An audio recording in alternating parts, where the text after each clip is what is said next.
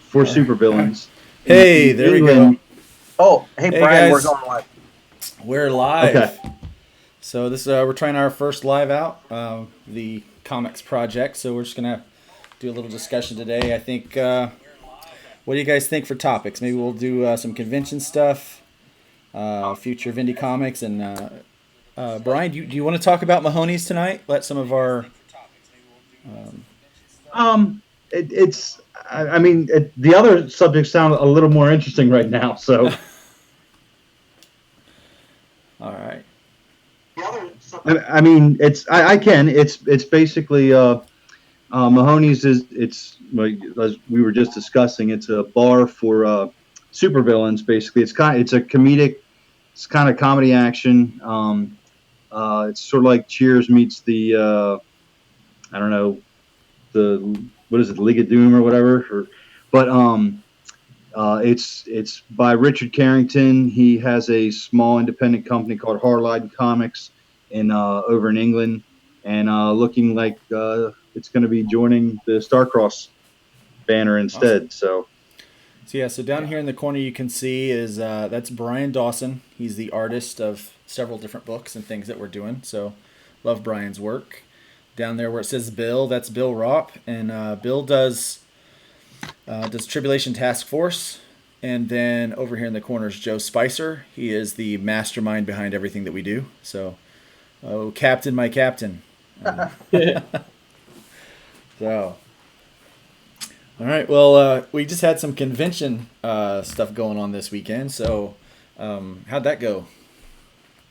Well, our show was really slow. It was in Madison, Wisconsin. Our display was awesome. We had a big booth. We had everybody's books, and it just wasn't very many comic fans there. It was people that were looking for like toys, pop figures, or they would come up and they'd say, "Oh, do you have any Deadpool prints, or do you have this certain anime prints?" I'm like, "We're not a store. Like, we sell original."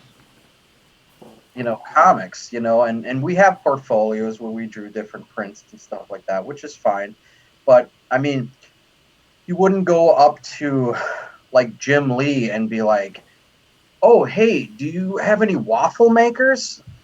Like he's not Walmart. He's an artist for specific books. You would go up to him and say, "Oh, and ask for like a grifter comic or something from DC or something." You would ask specific. You wouldn't go up to, a DC artist and say, "Oh, do you have any Wolverine prints?" You go, "Well, I have, I work on Mr. Miracle. You could ask me for that because that's the book I do." This is goofy. But that's what you get when you're not apparently in a comic book crowd. And there's so many conventions that say they're Comic Cons, and then you go there and like literally it's supposed to be a comic convention, and literally right across from us was a jewelry table. So it was like necklaces and stuff, and it was huge. It was a So, huge jewelry. so was the jewelry even comic related? No, it wasn't even comic related. Okay. Well, I mean, Yeah. I that's guess I funny. can. I have my first convention coming up in 2 weeks, and I am two tables down from some local wrestling people or something. Okay. Oh, at least they should hype it up for you. Yeah. Yeah. Yeah, Just hopefully they don't use your table to body slam someone on it. I'm kind of hoping Yeah. you do.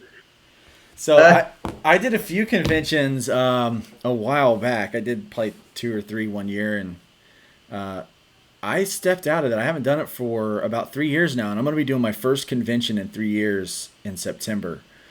And hopefully I Wow. don't have the same experience that I did before. I sold zero Yeah. comics and I sold zero pinups. I sold zero anything.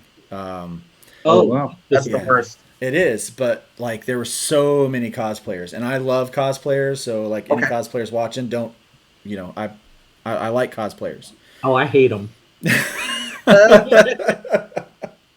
Well, So Bill never mentions words. So if you No. ever hear him, you're not gonna get like anything PC from him. Yeah, well, never. well, he's gonna be our Simon Cowell. I think in these discussions. I think. So anyway, I go there and I have this guy who's got a really cool cosplay, Star Wars cosplay, And he is so into this. He stands in front of my table for, I kid you not, 2.5 hours, telling me about every detail about how he made it and how it took. I probably could remake this thing myself because he told me in such great detail.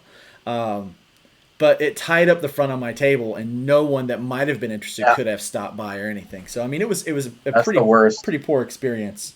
I guess note to self: don't have weird cosplay people in front of your table. Yeah. The other thing was that I noticed was, now there's a difference between cosplayers and people that want to show off their bodies. There's models and cosplayers. Yeah. There's cosplayers who really get into the cosplay, really get into the fandom, and then there's people who have no idea about the fandom whatsoever, and they're just there to show off their bits and pieces. And very true. I mean, trust me, not everyone's complaining about that. Obviously, you know, some of the, you know, obviously they've got a market, you know, and we know who they're marketing to, you know, these young guys and gals out there. But man, I'll tell you, some are both. Some are both. Also, some are both. Yeah, some are both. Yeah. But for the most part, man, I was just running into a lot of. It just was not a good experience. I paid a lot of money to have a table there, and they stuck the artist alley over in this other room that's way off of the main track, so they didn't even stick us close to anything else.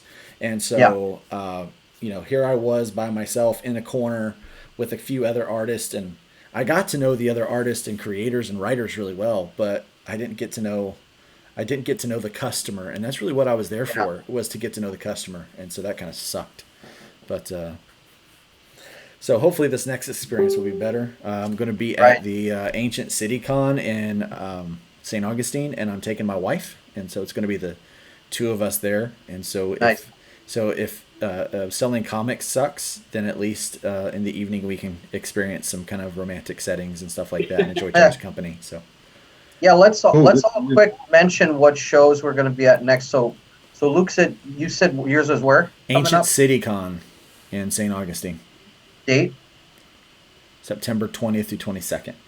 Okay. Bill, do you remember yours? Nope. I gotta. It's Philadelphia Comic-Con. Yeah. It's at the Clarion Hotel Conference Center in Essington, Pennsylvania, on Sunday the 11th. Okay. Mine is going to be in September and October. They're both Mighty Cons. One is in Milwaukee, Wisconsin, and then one is in DuPage, Illinois. And then one is in Minnesota. It's the Minnesota Fall Con. Minnesota. Yeah, that's a really big show. Minnesota. A lot of people go to that. Mm-hmm. Yeah. So those are the ones coming up. And then Brian, you said you have one? Yeah, I have two. One is it's August 17th, one day only, and it's in Dover, Delaware. It's a Dover Comic Con. And then December 14th in Ocean City, Maryland. And I actually don't even know the name of that con, but I imagine there's just the one. So, but those would be my first two in 20 years. Wow. Nice. Well, I hope you blow them away. Me too. Yeah. So, in the event that someone actually watches this video, let's say someone's coming on and they have found this video and they have stuck it through however long it has been that we've been on, 11 minutes. And they find out and they say, hey, I want to do a Comic Con or a convention. What do I need to do to be successful at the convention? Some great tips are instead of when somebody approaches your table, instead of saying, oh, hey, how you doing? Which, trust me, I have to fight not to say that because that's what just comes out of your mouth. But instead, you say, let's just say your comic is, the amazing Blue Stick or whatever. And you're like, hey, are you familiar with the Blue Stick comic? You say, are you familiar with hybrids? I'm the creator. And then they go, they're probably going to say, no, I'm not. But then that leads them into, well, and then you tell them about the comic. And if they say yes, maybe they go, oh, yeah, I know who you are. I've seen your comic. Then that's a whole other thing. Then it's like, well, why aren't you on the table? But I honestly wouldn't know what that would feel like, though, Joe. I've never.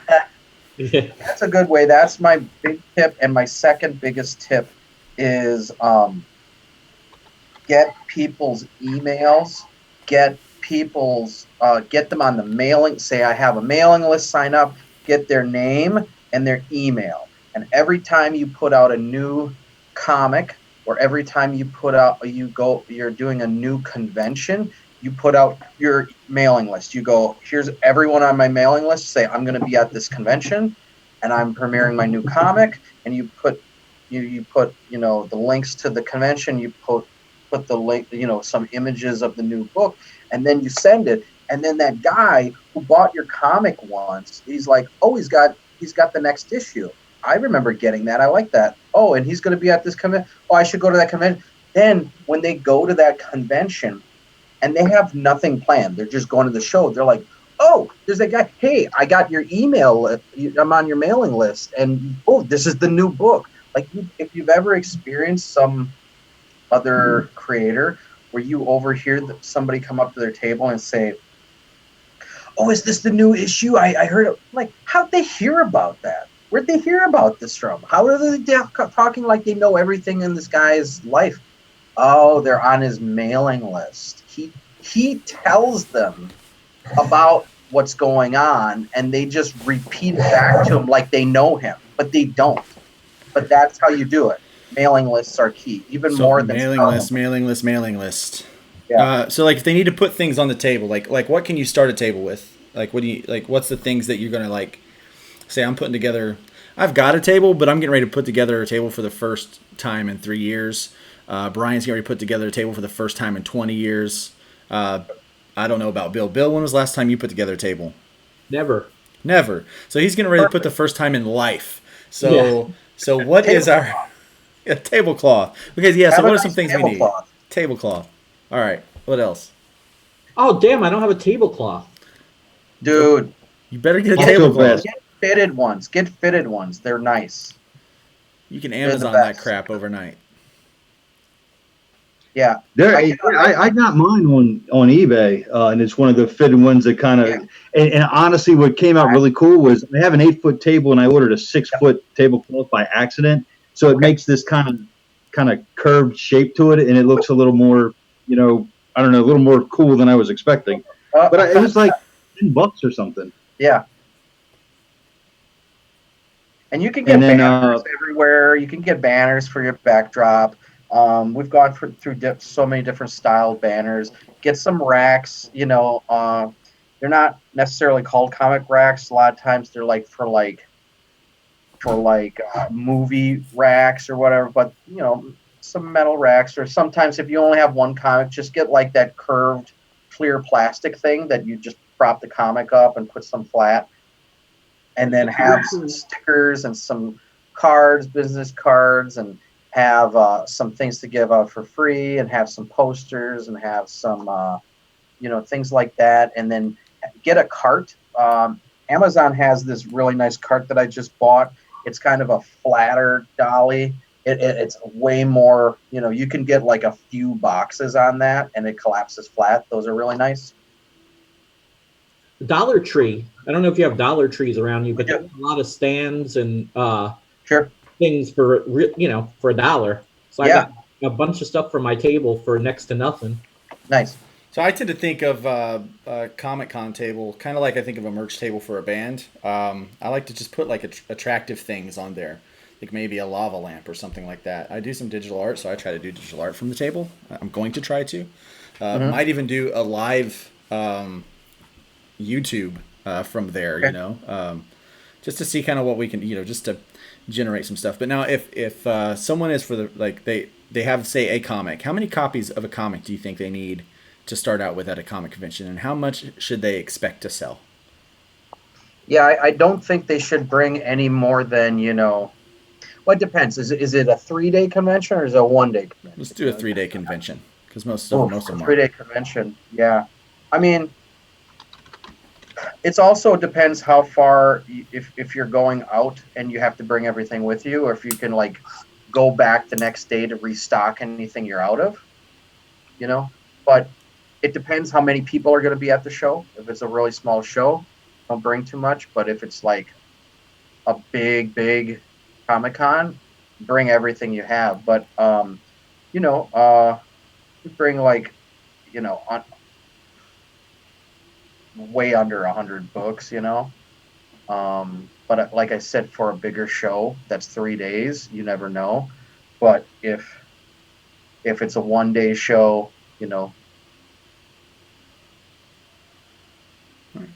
So, one of our other creators just had a convention this weekend, did really well. What was that, Ken?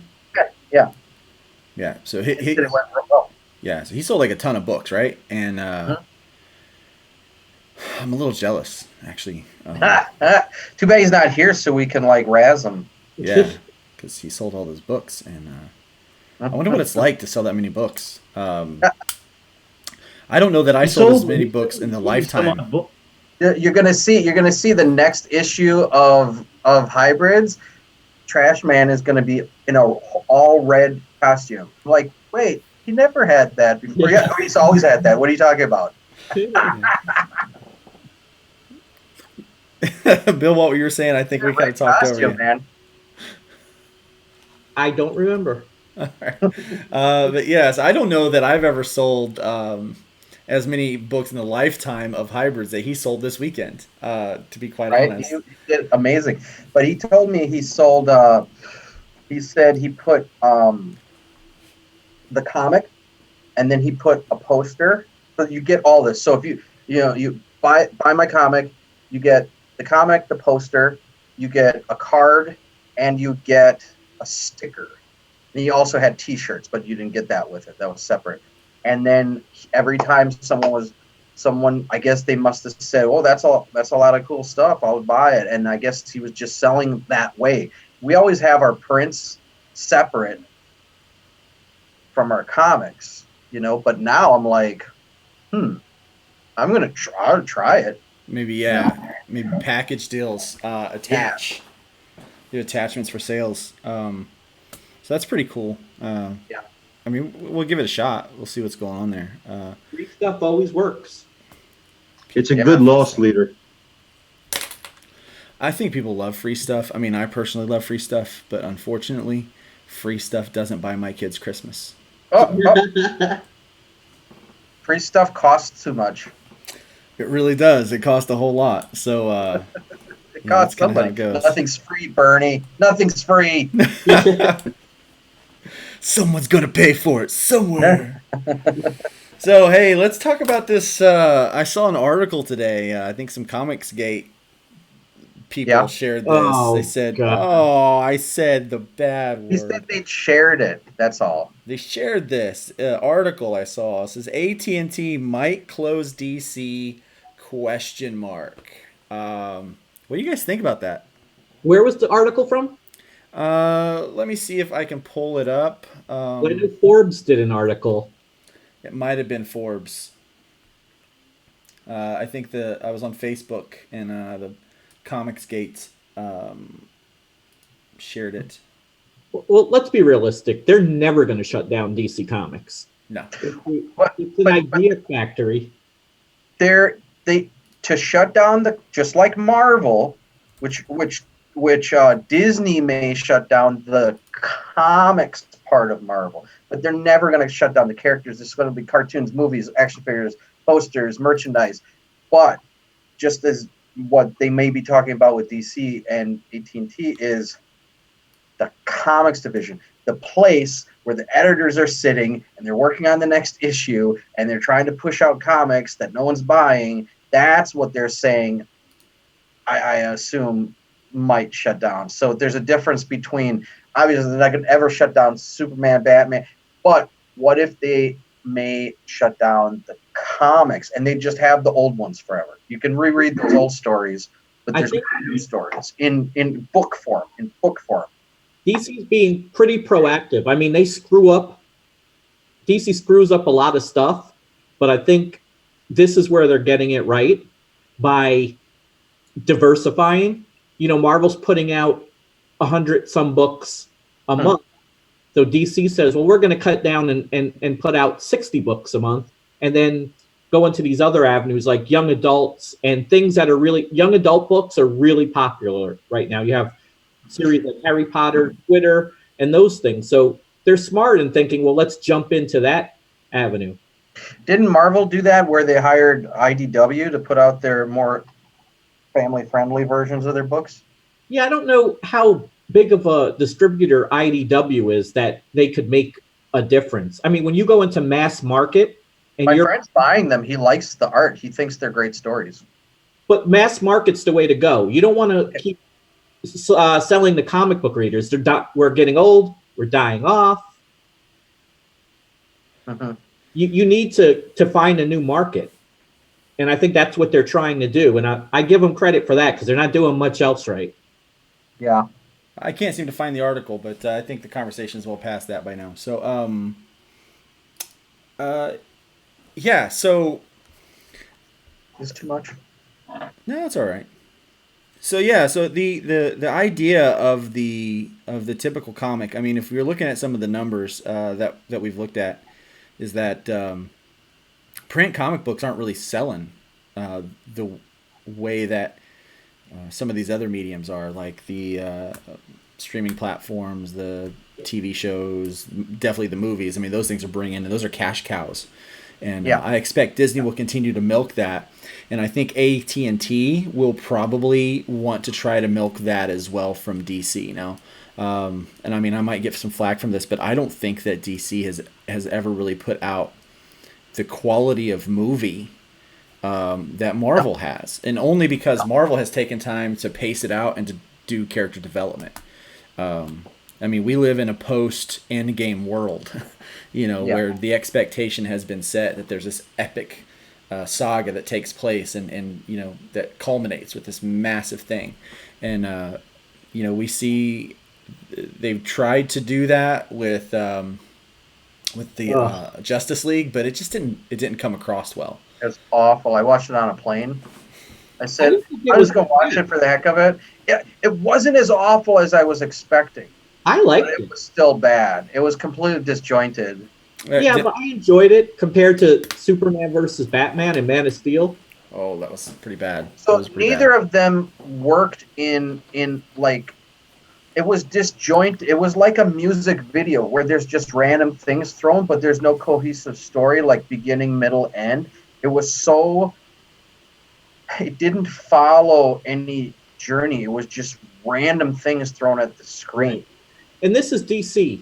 DC's Yeah. always behind the curve. Mm. That is true. That is true. Of course, I mean, they've got some of the best characters, in my opinion. I think one of the greatest villains of all time is got to be the Joker. And it doesn't matter. I mean, the different variations of the Joker over time. I mean, it's been, because obviously there's so many different iterations of him, but I feel like all of them have been really strong. One of the things about Batman that we don't see enough of is, he started out as a detective. I would like to see less of the superhero Batman and more of the detective Batman. I think that'd be really, really cool to see too. Yep. And I think DC needs to ditch Jim Lee and Dan DiDio or whatever his name is, because they have run the company. They had this Hail Mary with Rebirth, where everything, Jeff Johns steps in and presents his vision of the DC universe, and people loved it, and it sold. Jeff Johns, they got him out, and now it's back down to tubes with just nonsense again. So obviously the problem isn't the creators so much as it is the ones with the vision running things. The management. They're terrible. Jim Lee's a great artist, but that's about it. He can't write to save his life. He's slow as hell, and he's running the company into the ground. His concepts of Wildstorm weren't that good. His art is. Yeah, that's it. But I remember he said he joined DC so he could go back, so he could back off from managing and go back to being an artist. That's what he said. He should have stayed there. But I guess, did something change? Like, because that's what he said. If you throw money at somebody, that changes your mind real quick. Yeah. Money, the universal lubricant. I will do about anything. Yeah, that tends to be the case, doesn't it? But I think most fans online anyway, which probably don't represent the majority of people, but would say those guys need to go. They're terrible. You know, I love Jim Lee's art. I think that he's by far, for me, one of kind of my top five. Yeah, mine you know. top 5 too. Yeah. Definitely. But I mean- he's not a good writer. And I he's didn't not even know he was doing any writing, to be honest. Well, I mean, the stuff he did with Wildstorm, I mean, it was just, I personally, I didn't like anything from Wildstorm other than maybe Gen 13. I love Grifter. He's one of my top 5 favorite characters. The character's great, but the writing's always terrible. It's just very, I don't know, nothing. Like if I look back at some of the early Image stuff, Yeah. you know, great art, but I couldn't tell you one story or one storyline about any of it because it was all just bullcrap. Well, so here's something for us to talk about then. We're talking about DC and new characters coming in and kind of new creations. I'm going to make a statement. I think that the future of comics is actually indie comics. I don't think that the future of comics is going to be either Marvel or DC. I think we're going to see the same things kind of regurgitated and maybe things adapted and adjusted, kind of like with the newest. I think it's cartoon. Aquaman is now he's gay. Of course, we always knew. What? Yeah, Aqualad. Yeah. Aqualad is Talking gay. about Aqualad. Yeah, Aqualad is Are they gay. calling Aqualad Aquaman now? Because that might. First, I they thought are. it was a typo. I was like, wait, that's not Aquaman. That's Aqualad. But maybe he took the mantle Maybe. and now he is. I don't know because I don't Okay. have DC. Young Justice, he's in the Justice League in place of Aquaman. But we always Oh, knew. is he? Yeah, we always knew Aquaman was. I mean, I was 9 and I was watching Justice League and I was like, something different about that guy. You know, there's nothing wrong with it. You know, I mean, but like, I could tell. You know.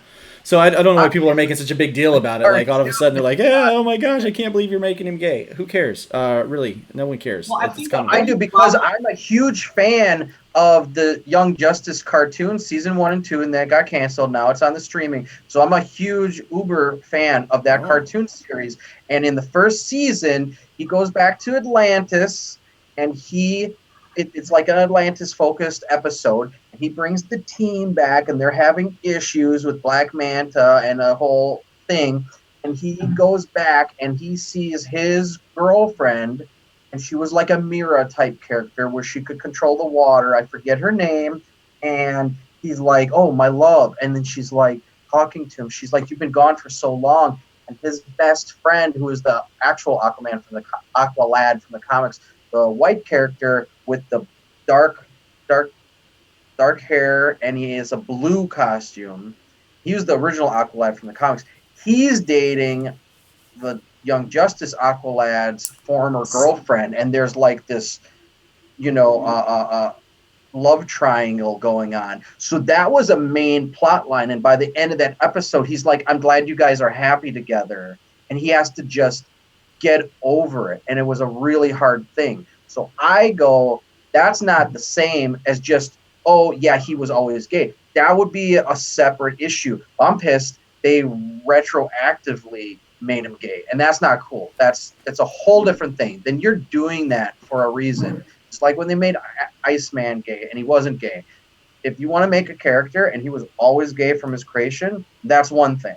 But when you change someone, when everyone knows he was straight, then I don't know what you're trying to pull. Well, can't people change? Well, there's, like I know that anybody people was straight and now they're gay.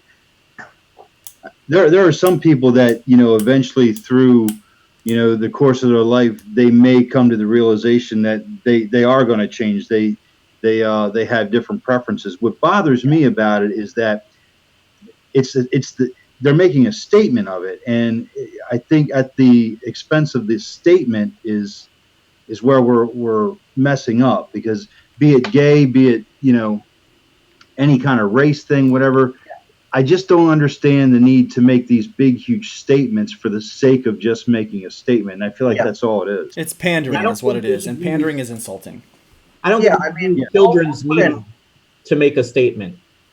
I think our kids have enough thrown at them, and speaking from a Christian point of view, it bothers me that now I can't have a kid sit down in front of a cartoon without being indoctrinated into, whether it's evolution or it's, gay lifestyles or transgender nonsense, you can't even sit your kid down to watch a cartoon anymore without them being totally indoctrinated on this ridiculous worldview.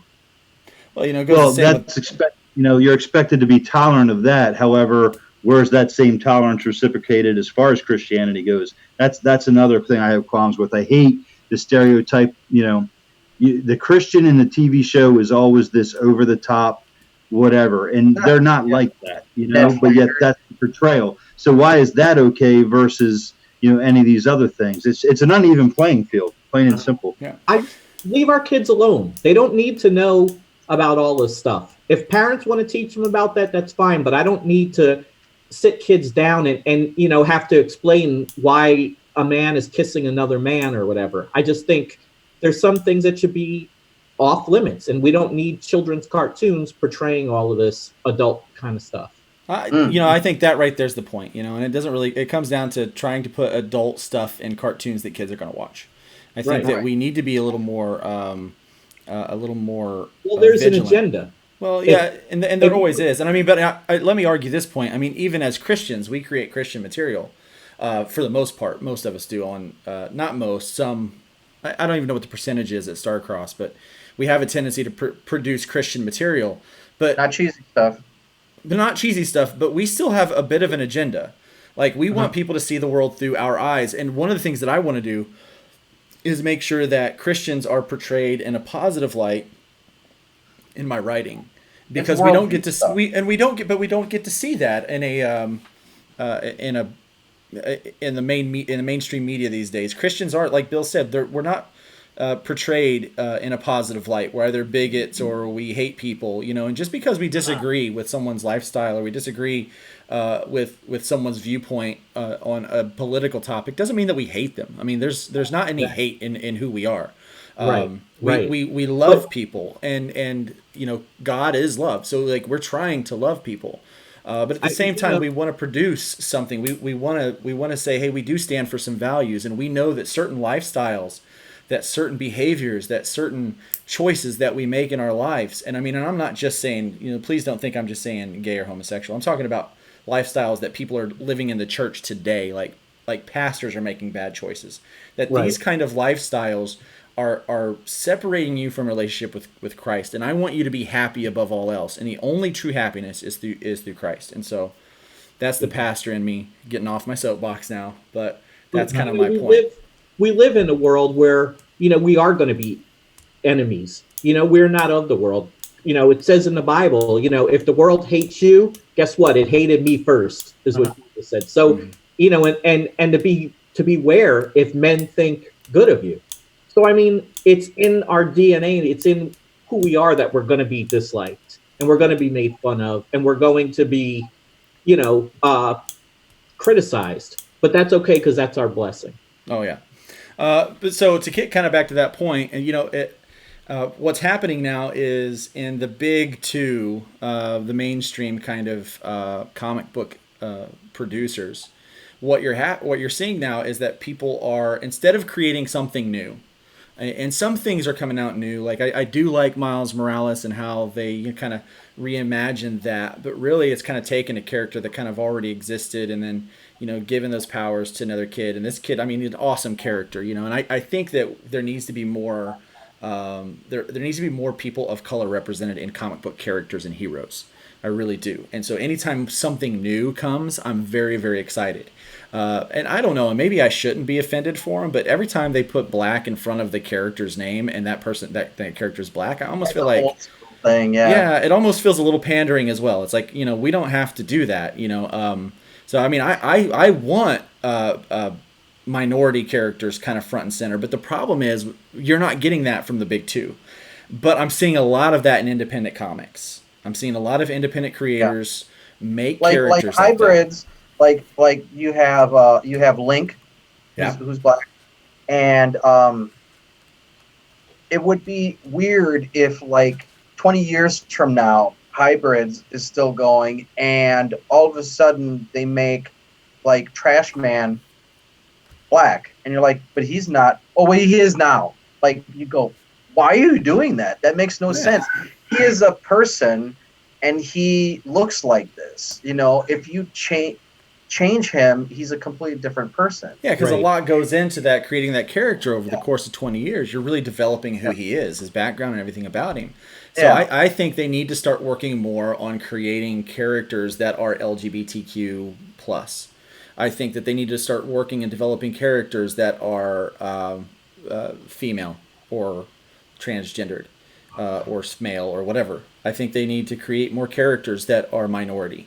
And I think that they need to have more characters represented that are different faiths, and do it in a positive light. Don't just put like all of your, like all of your white men are Christian villains now. characters are great, and the Christian ones are the bad guys. Yeah, you just can't do that. I mean, because people aren't like that. If you look at our neighborhoods, our communities, and that I think is one of the downfalls for the superhero genre specifically, because it doesn't deal with people.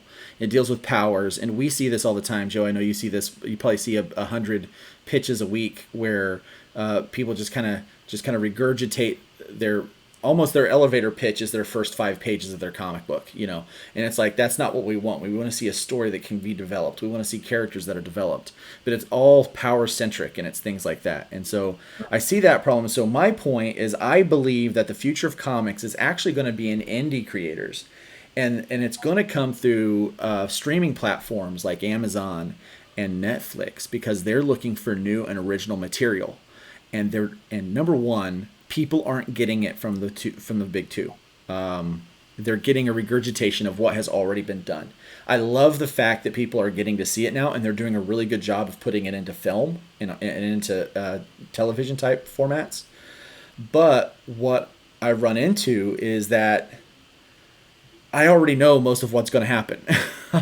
I've already heard most of what's taken place because I've read the comics, and so I want to see something new. I want to experience something different, and I don't get that with the mainstream, with the two main publishers right now. I get that in the indie books that I get. That's kind of my point there. Yeah, I mean, I hope, like with the books we're bringing, that, like Luke said it best, where he said that I forget how you said it, but you said it's you don't do Christian comics, but your comics are tainted with your worldview, so it's going to come across. Or how did you say that? Yeah, it's not a Christian comic, but it is a comic that is written through the eyes of a Christian. So it's like from my worldview, and it's from my moral standings, and so hopefully it'll help people understand me a little bit better. But yeah, we lost Bill. Bill, you got to come back. Bill dropped. Can we ask Brian what he's working on? I know what he's working on, but yeah, what do you got there? The viewers are probably like, how come no one's asking what's going on, what's he drawing, or whatever? Oh no, this is the Bib Pro. I just randomly grabbed one of the thumbnails and started working on it. I'm sorry the camera's not any better than what it is. This is with the Oath, and I think Blue Jay's in there. Yeah, that's from Aspire Comics. Gabriel Dill's characters that are guest appearing in Biblical Proportions, so shout out there. That's awesome. Yeah, it's a really neat. I mean, for me, it's an interesting spot to jump into the Starcross, because it's like I'm basically getting to deal with everybody, which is kind of characters from other companies, actually. Yeah. Yeah, well, that's true. Yeah. Do you know that, Bill? Do you know, Brian, that those characters from Aspire Comics? I know the Oath is. Okay. That whole. And I know like Gungul is Will's. Yep, you got it. Will Callaghan, and some other companies too. Yeah. Yeah. So it's a neat amalgam of everything. It's I don't know. It's kind of, plus it's like, I don't even have the opportunity to be bored with drawing a character over and over again, because there's so many. You don't have a chance. In this book. Yeah, exactly. It's kind of awesome. Yeah.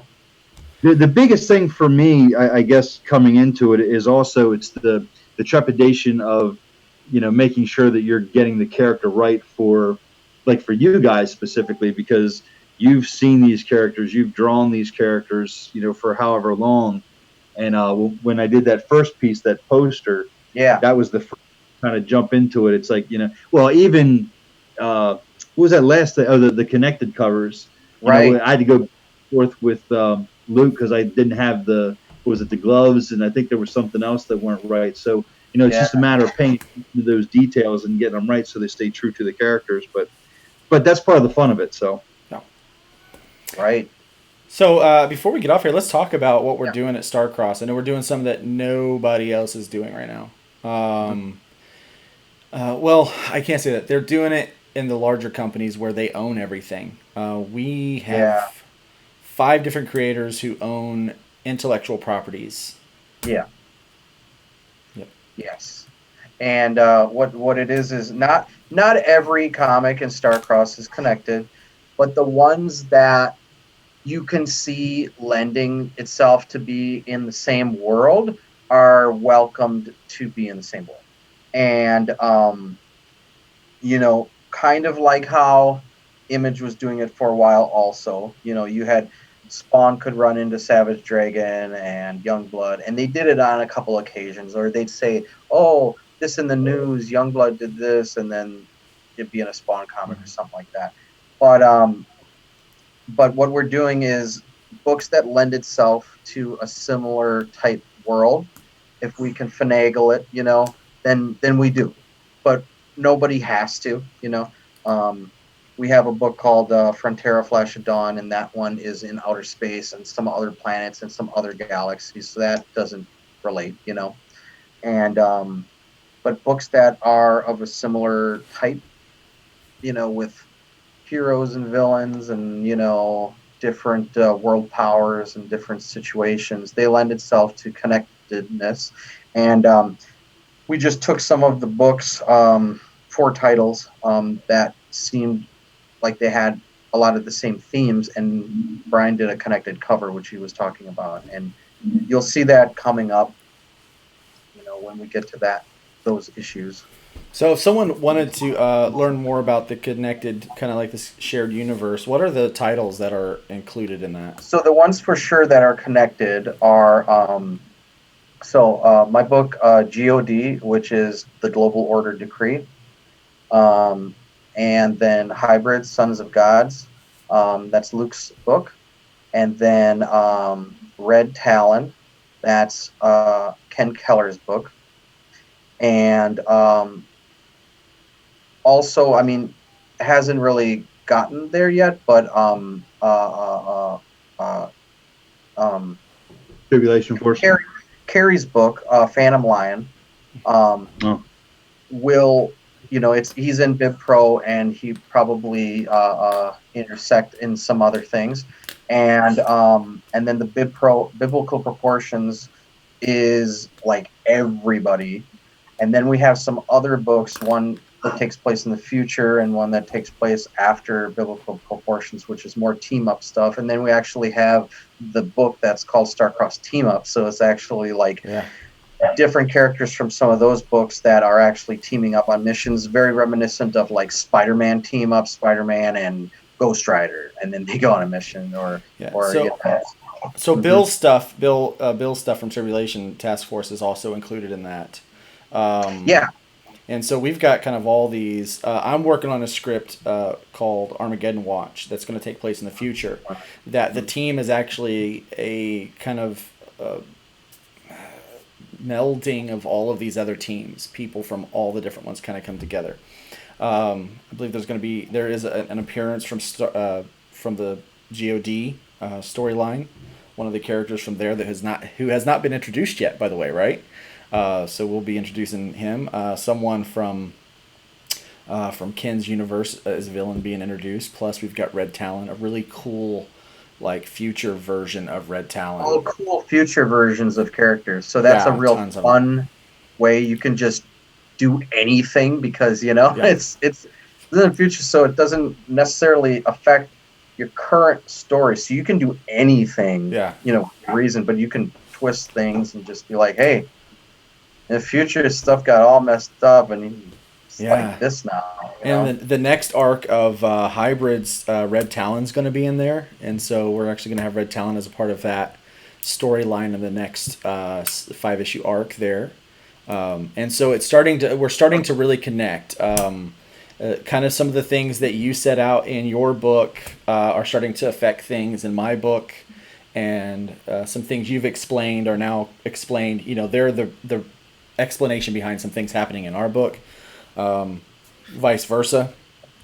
I think we've agreed that anyone that has a superhuman power, it's kind of like there was for Marvel there was mutants. They use the word mutant to describe that a lot with people.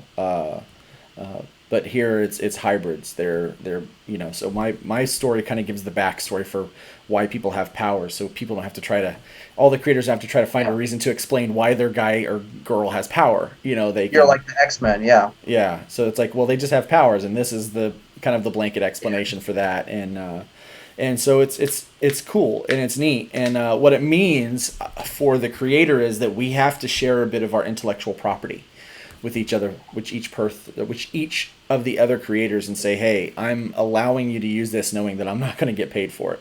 Which is the reason why it doesn't happen often or ever with independent creators in a thing like this. But we've realized that our stories are going to be much better together once we create this massive universe. What that means for the reader is this: that they will always have something to get them into the story. So they don't have to wait for me to get my book done for them to be a part of the larger arc. They can get GOD, they can get Tribulation Task Force, Red Talon, and Phantom Lion. Plus, they can grab the team-ups when those come out. They can grab Armageddon Watch. They can grab Biblical Proportions, which is going to be of biblical proportions. It's going to be epic. Yeah. They can the stories they build a larger landscape, Yeah. And it's... It's also a good vehicle... As I say, it's also a good vehicle to introduce... to different fan base. Like Luke, you mentioned being in a band earlier. I was in a band, and we would do joint shows with other bands, so that you would get you gain from their audience and vice versa. So it's a nice way to network, I guess. That's cool. Both with fans and obviously you guys as creators. Yeah. The other cool thing is we're also doing some character development in other people's books. It's like, so here's some of my characters' developments are going to take place in other books. One of the big things to note is between issues 5 and issue 6, some technology and some different things change for our hybrids group. And that is explained in Team Ups #1 with Trashman and Starstruck. So, and like if somebody is a big fan of hybrids but they never had any inkling to pick up GOD, and then you go, well, there's another Trashman story or hybrid story in Team Up, and they'll go, oh, well, I have to get that then. But they're kind of forced to then read Starstruck as a team up. They team up together to explore, that story. So then they're like, I actually like Starstruck. I'm going to have to get his book, and that's kind of how it goes. And as it continues more, like for instance, a really cool thing is one of the things we're developing with that is Trashman's not the main character, but he tends to take that role because he's the biggest person. He stands out. He's a fun guy to draw. His powers are cool, and he's kind of the invincible dude that kind of goes through the door. But he's not the mastermind by any means. But he's a fun character, and people like him. He's relatable. He's super relatable. In fact, I'm going to give a little spoiler. So if people actually watch through the 51 minutes to get to this point, and they can make it past our rant about changing gender, race, and sexuality of characters, and without turning us off and getting mad and sending negative emails, if they can get past that and get to this point, here's a little tiny bit of a spoiler. For Trashman, you will learn in issue 4 that Trashman is an atheist, doesn't believe in God, And so we start to deal with that in context with the story of the fact that they're ancestors of the Nephilim, who are basically the offspring of angels and human beings, and which then he has to come into contact with the idea that, well, if angels are real, that means God is real, but I don't believe in God, so now I have to believe in God because my very existence, and so we kind of deal with that kind of in that comic, and so it's kind of a fun thing that we're going to be dealing with. I say fun thing, but it's fun for me because I get to share kind of in the story, and you get to develop that character. So a lot of people like Trashman because he's relatable, but we're doing something else, especially with biblical proportions and with team ups, is we're creating this bromance between Starstruck and Trashman. Buddy cop. Yeah, it's the buddy cops, so I'm looking forward to how that develops over the overarching stories from Starcross, from all of these connected universes, because that's going to be a fun team up. Another fun thing that we're starting to explore a little bit is one of the characters that is going to be making their first appearance in Hybrids number 5 is they're going to be teamed up a lot with future versions of Red Talon, and so it's kind of cool to kind of see some of that stuff and kind of develop where that stuff's going to go and all that, all of those fun things. So no one else is doing that, so that's us. So, well, hey guys, I think we've been live now for with where they can check out more stuff. Yeah, definitely. You go right ahead there, Joe. Let them know. Yeah, well, you guys can check out StarcrossComics.com, to order books, digital and physical, hard copies. You can check our, for the news posted on the front screen, but then you can also sign up for the newsletter so we can send you updates on, we're going to be at these shows, we're going to, this book is at the printer, and then you can keep updated all the time on when someone's putting out a new book. And then, Luke, your website? Yeah, LukeStoneStudios.com. Yeah, and then Brian, your website? Do you have a website yet? I'm sorry. Yeah, Art of Brian Dawson. Art Brian Dawson? Brian Dawson, yeah. Okay. And then his Kickstarter is the Kickstarter for Mahoney's live right now? Yeah, it's live until the 16th. So they go on Kickstarter and type in Mahoney's comic? Yeah, you can. Yeah, Mahoney's 2 is the current one.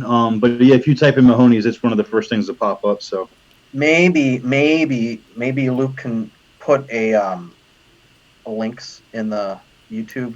Yeah. When I upload the video, I'll do that. Yeah. So cool. I'll do that, and I've still got the Indiegogo.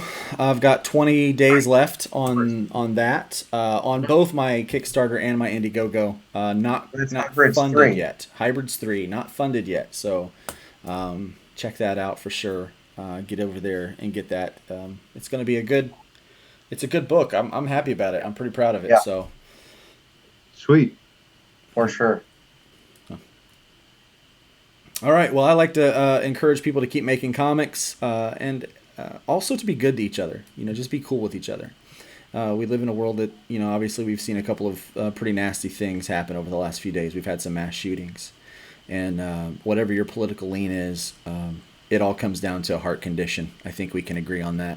That the hearts of people are getting more and more wicked, and that the hearts of people are just broken in general. We have a tendency to not value human life. We value opinion or objects more than people, and that's just something that if we're going to sustain, we can't keep doing that. So my encouragement is to just be good to each other. Just be good, or just be cool. Because we can fight over a lot of things. We can yell and scream over a lot of things. But at the end, we are all floating around on this planet together. We are all trying to make a difference together. And that is just that's just the way it is. And so let's try to get through it together and leave the woodpile a little higher than we found it, as I like to say. So, well said. All right. Well, you guys, we're gonna go ahead and sign off here in old YouTube land. So have a